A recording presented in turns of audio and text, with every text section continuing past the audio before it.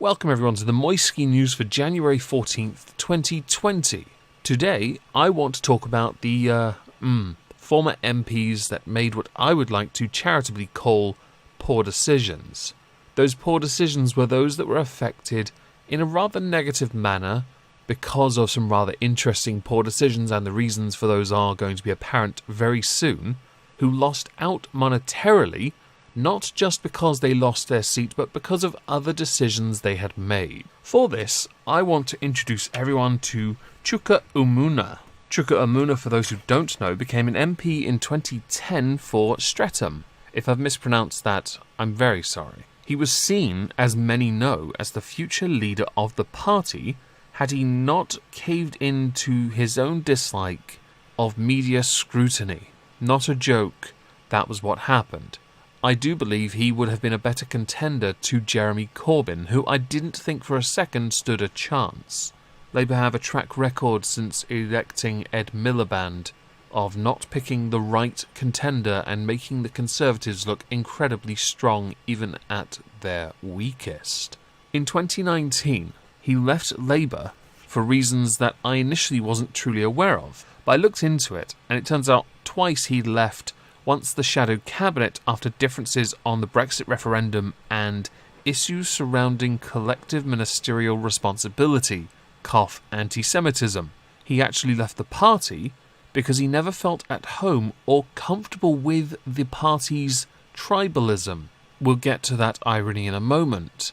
I find it fascinating that he never felt at home.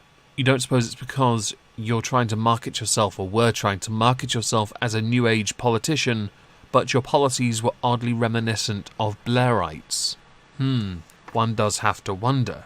After leaving the Labour Party, he became one of the founding members of the Cucks. Not long after, he left the Cucks because it wasn't cuck enough to join the Liberal Democrats. The reason for this, many reasons in fact, but the most prevalent, prominent and obvious reason was because of his stance on Brexit.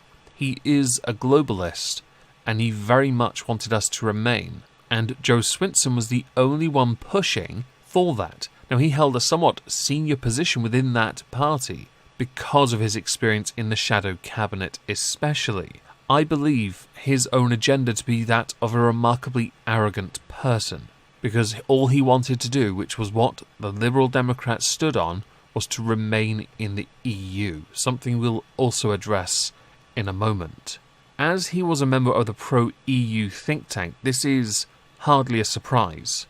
And then when the general election was called, this is a good bit, Chuka Umunna forgot his somewhat safe seat of Streatham. I believe he could have re-won that seat. In fact, I believe it was safe for him. But he decided to forgo his safe seat and decided to take a Remain voting Conservative stronghold. This was in fact a position held by the Liberal Democrats, with a substantial number of their current MPs, now former MPs, deciding to forgo their safe seats, or their seats altogether because they were defectors, all of them, and challenge Conservative strongholds in London. In fact, Chuka Umunna gave speeches on this because he believed London was due a change. The thing is, and this was a hugely contentious point, an obvious one as well, the Conservatives had held those seats since they were created, and he believed because of the one-dimensional issue of Brexit, he could take one of those seats. Now, he did finish second, so much like grunge trying to defeat the metal, he failed. He was smoten, he was struck down to the ground. He was defeated by a considerable margin, but he was still second. I mean, first loser's not bad. But there is an issue here. You didn't win a seat, Chuka, which meant before Parliament had to start in December, you had to empty your office.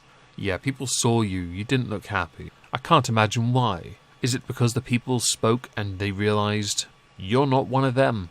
Now, because he cut and ran to a new constituency, and this is where another one of those punishments comes in. Losing your seat's one thing, but usually one is entitled to some form of redundancy.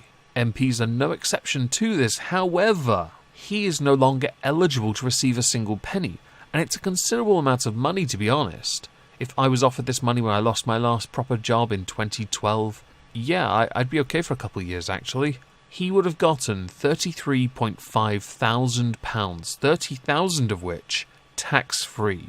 Oof. Some believe the Liberal Democrats took a gamble with seats on this issue. Others, like myself, believed it was a stupid idea from the offset. They should have sought to retain the seats they held, especially from those who defected, because then they had a base to work with. And then when Jo Swinson lost her seat in Scotland, they could have just had Chuka take over because that would have made some sense. Then again, he's not overly fond of the spotlight, so perhaps not. Although he does like looking smug. That is his thing. Now, there are other MPs, other former MPs, that suffered the same fate. This would include Sam Gyimah, and I had to check, yes, that is the correct pronunciation. Philip Lee, who some may remember, stood up on the Conservative benches and crossed the Commons and joined the Liberal Democrats.